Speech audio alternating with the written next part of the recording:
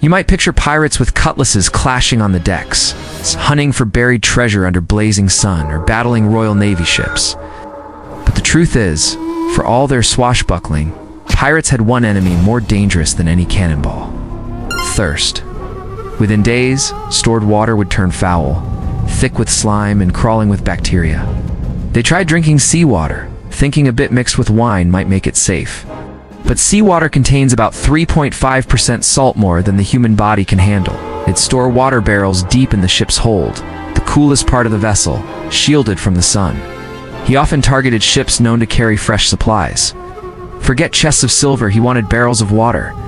The moment the skies darkened, the entire crew would leap into action. Birds, salt, dirt, the sails were coated in filth. Pirates let the first rain wash it all clean, calling it giving the deck its bath. Only once everything was rinsed did they begin collecting. And sometimes collection turned comical. The most valuable maps weren't treasure charts, they were water maps. Maps of hidden springs, secret streams, and freshwater pools. These were guarded like sacred scrolls. After all, what good is a jewel if you're dying of thirst? Pirates running around with hats upside down, shirts off and wrung out into buckets, dancing like madmen in the storm. One Spanish merchant once watched in disbelief as pirates twirled and shouted under the downpour, mistaking it for some strange ritual. Sails were repositioned to channel rainfall into barrels and buckets, stricter than the rules about treasure. Water theft or waste was a punishable offense. One ship, the Morning Star, once celebrated a storm so generous that they held a rain feast, where every man got an extra ration of water. To us, that might not seem like a party, but to them, it was better than gold. The massive canvas sheets that once caught wind, now caught fresh water.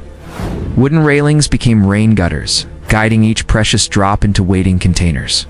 Some even carved grooves into the deck to help water trickle more efficiently. Smart man. He knew that no amount of treasure meant anything if your crew was dead from dehydration. But the Caribbean heat and humidity had other plans. Even in the shaded hold, water would sour, barrels would sweat, and sloshing liquid would carry with it the risk of infection. So pirates had to plan their voyages around water stops. They'd change course to intercept weather systems just to gather rain. Behind the scars and tattoos, some of those pirates were just desperate meteorologists in disguise. Imagine fearsome pirates, altering their deadly missions just to swing by some forgotten island spring, all for a few barrels of fresh water. Doesn't quite match the Hollywood image, does it? Drinking it only made them thirstier, forcing the kidneys to work overtime and leading to dehydration faster than if they drank nothing at all. There are accounts of crews who drank wind-diluted seawater and ended up violently ill, even quicker to die of thirst than before. It wasn't stupidity. It was survival gone wrong. It became what they called live water, a disgusting soup of algae, rot, and microscopic creatures. Wanna get? Every pirate needed at least a gallon a day to survive the blistering sun and salty sea air. Multiply that by a crew of 50, and you've got 50 gallons a day. That's over 1,500 gallons a month. You can see why clean water, not gold, became the real treasure. The greatest challenge wasn't gold or gunpowder, it was finding clean water to drink. Back in the 1700s, ships could store months' worth of salted meat and hardtack. But water? That was a nightmare. Here is a secret most people never think about: freshwater dosing. Tea lasts long on a wooden ship in the Caribbean heat. Some pirates, in their desperation, made grave mistakes. The smartest captains knew better. Even the legendary Blackbeard, with fuses in his beard and a glare that could freeze the sea, had a clever streak when it came to water. But pirates weren't helpless. When rain clouds gathered, they moved with the urgency of a ship about to sink. Still, the first few minutes of rain weren't usable. Rain, however, was never guaranteed, so pirates turned conservative with water. They had rule-strict ones. The smartest pirates became weathermen, reading cloud patterns, wind changes, and bird behavior to predict storms. When skies stayed blue too long, pirates went ashore. And here's where things get wild. Pirates learned the land, became botanists, recognizing which plants thrive near water: palm trees, too adaptable, ferns and thick grass. Now you're getting warmer. Morning glory vines. Jackpot. Those green tendrils often meant water was near. Then came the digging. Pirates would move inland about 50 feet and dig seepage wells in the sand. One crew in 1718 took every water barrel from a Spanish settlement. Or maybe it was just the rum talking. Occasionally, they'd kidnap local guides to find springs, though that sometimes backfired. One guide led a crew in circles for days just to spite them.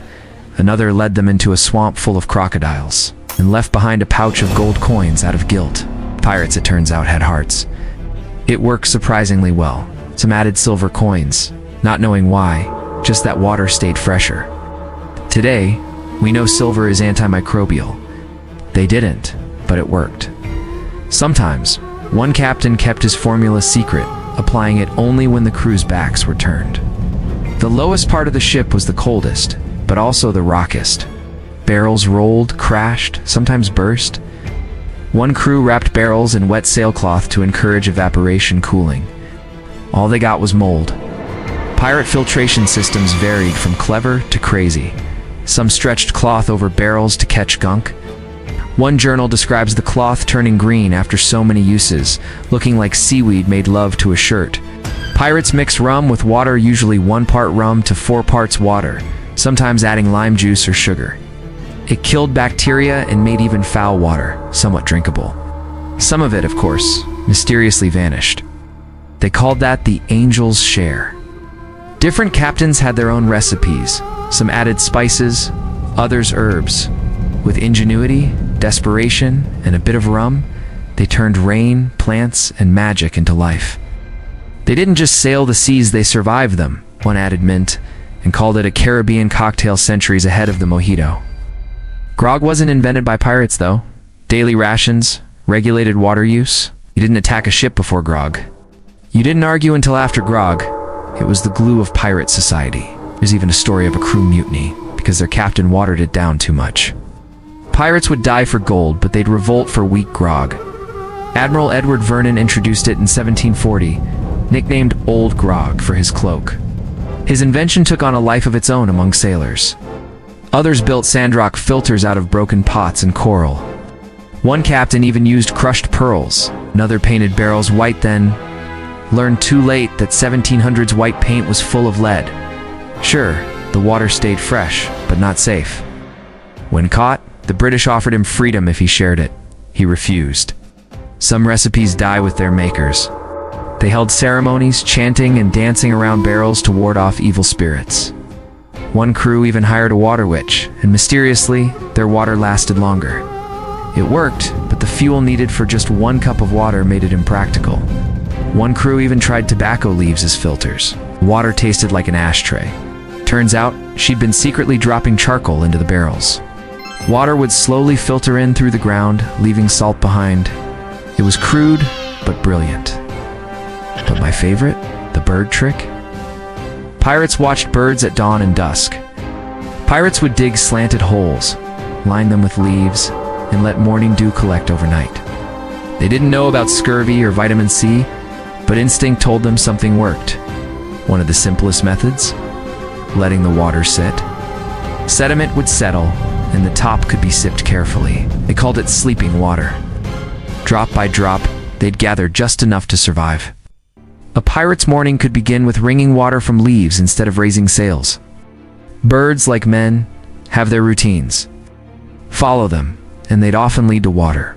One pirate followed a noisy flock of parrots straight to a hidden spring, though he later wrote, "They squawked so much it was like they were mocking his thirst."